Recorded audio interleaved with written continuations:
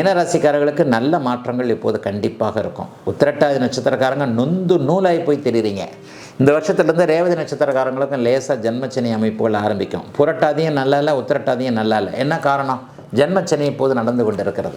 50 வயசுக்கு மேற்பட்டவர்களுக்கு அப்படி ஒன்றும் பெரிய கஷ்டங்கள் இருக்காது. ஆனால் 40-30 வயதுகளுக்கு உள்ளே இருக்கக்கூடியவர்கள் எல்லாருமே என்னடா அது வாழ்க்கையில் இந்த மாதிரிலாம் நம்ம இருந்தது இல்லையே, ஜாலியாக இருந்தவனை போட்டு கட்டி போட்டு வச்சுக்கிட்டு இருக்கிறாங்களேன்ற மாதிரியாக ஏதேனும் ஒரு விதத்தில் சொந்த வாழ்க்கை, தொழில் வாழ்க்கை, வேலை, அப்பா அம்மா உறவு அல்லது நட்புகள் அல்லது மிகப்பெரிய ஏமாற்றம் அல்லது காதலன் காதலி உறவுகளில் கடுமையான மன அழுத்தம், இந்த மாதிரியான அமைப்புகளில் இருக்கக்கூடியவர்களுக்கு எல்லாம் ஓரளவுக்கு ஒரு கண் திறக்கக்கூடிய அமைப்புகள், ஒரு கண் பார்த்து எதுவும் செய்யக்கூடிய அமைப்புகள்லாம் இப்போது இருக்குங்க.